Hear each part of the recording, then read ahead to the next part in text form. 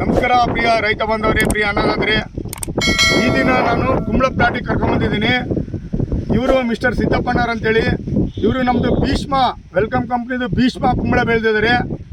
ಇವರು ಅಭಿಪ್ರಾಯ ಕೇಳೋಣ ಬನ್ನಿ, ಇವ್ರು ಏನು ಹೇಳ್ತಾರೆ ಅಂತೇಳಿ. ನಮಸ್ಕಾರ ಸಿದ್ದಪ್ಪಣ್ಣರೇ. ಸರ್ ನಮಸ್ತೆ. ಯಾವ ಊರಣ್ಣ ನಿಮ್ಮದು? ನಮ್ಮದು ಎಮ್ಮನಬೇದೂರು, ದಾವಣಗೆರೆ ತಾಲೂಕು, ದಾವಣಗೆರೆ ಜಿಲ್ಲೆ. ಓಕೆ. ಎಷ್ಟು ಎಕರೆ ಬೆಳೆದಿದ್ದೀರಾ? 3 ಎಕರೆ ಬೆಳೆದಿವಿ ನಾವು. ಓಕೆ. ಸಿಹಿ ಕುಂಬಳನ ಭೀಷ್ಮನ. ನಾವು ಈ ಹೊಲದಲ್ಲಿ 3 ಎಕರೆಗೆ ಅಡಿಕೆ ಹಾಕಿದ್ದೀವಿ. ಫಸ್ಟ್ 8 ಅಡಿ 9 ಅಡಿ ದಾಯದಲ್ಲಿ ಅಡಿಕೆ ಹಾಕಿದ್ದೀವಿ. ಅಡಿಕೆ ಒಳಗೆ ಇಂಟರ್ ಕ್ರಾಪ್ ಮಾಡಿದ್ದೀವಿ ನಾವು. ಇಂಟರ್ ಕ್ರಾಪ್ ಅಂತಂದರೆ ಸಾಲಿನ ಅಡಿಕೆ ಸಾಲಿನ ಪಕ್ಕದ ಒಂದೇ ಸಾಲು, ಅಂದರೆ ಸಾಲಿನಿಂದ ಸಾಲಿಗೆ 9 ಅಡಿ ಗ್ಯಾಪ್ ಸಿಗುತ್ತೆ ನಮಗೆ.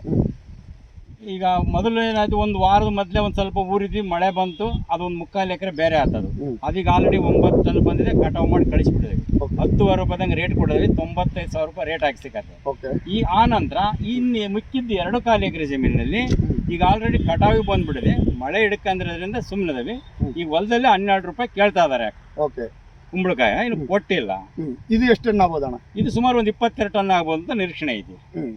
ಅದು 9 ಟನ್ ಆಗಿದೆ. 9 ಟನ್ 90,000 ರೂಪಾಯಿ ಮಾರಿದ್ದೀವಿ ಬಿಡ್ತಾರೆ. ಇವಾಗ ಇದು 22 ಟನ್ ಆಗುತ್ತೆ. 22 ಟನ್ ಆಗುತ್ತೆ. ಅಂದಾಜು 2 ರೂಪಾಯಿದಂಗೆ ಕೇಳ್ತಾ ಇದಾರೆ.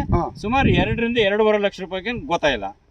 ಸಿಗ್ತದೆ ಭರವಸೆ ನಮಗೆ. ಒಂದ್ ಎಕರೆಗೆ ಎಷ್ಟು ಖರ್ಚು ಬಂದ? 13,000 ರೂಪಾಯಿ ಖರ್ಚು ಮಾಡಿದೆ ಒಂದು ಎಕರೆಗೆ. 13,000. ಅದು ಒಂದು ಎಕರೆಗೆ 13,000 ಖರ್ಚು ಮಾಡಿದೆ. 3 ಎಕರೆಯಿಂದ ಸೇರಿ 39,000 ರೂಪಾಯಿ ನಾವು ಖರ್ಚು ಮಾಡಿದ್ವಿ ಆಲ್ರೆಡಿ ಕಟಾವಿಗೆ ಬರೋ ತನಕ. ಸರಿ. ಬೀಜ, ಗೊಬ್ಬರ, ಔಷಧಿ ಎಲ್ಲದೂ ಬಂತು. ಓಕೆ. ಹಿಂಗೆ ಬಂದಿದೆ ಕಾಯಿಗಳು.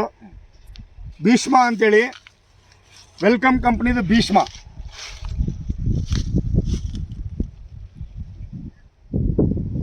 ಭಾಳ ಸಾಥ್ ಕೊಟ್ಟಿದ್ದಾರೆ ಅವ್ರ ಫಾದರಿಗೆ ಬೆಳೆಯೋಕ್ಕೆ. ಸರ್ ನಮಸ್ಕಾರ.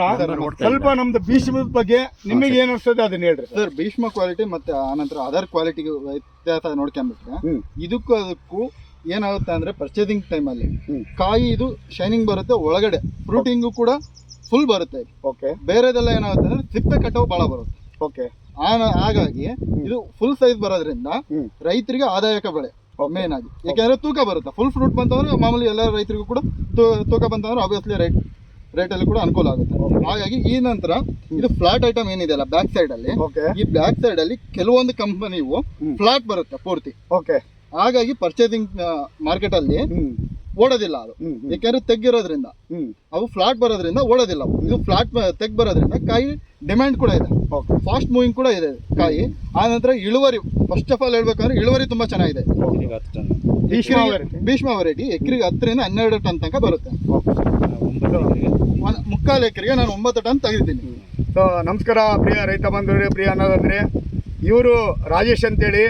ಇದ್ರ ಬಗ್ಗೆ ನಮ್ಮ ಲ್ಯಾಬ್ ಹೇಳಿದರು, ಅಂದರೆ ಫೀಚರ್ಸ್ ಹೇಳಿದರು ನಮ್ಮ ಭೀಷ್ಮ ಕುಂಬಳದ ಬಗ್ಗೆ. ಧನ್ಯವಾದಗಳು mister Rajesh. Thank you sir.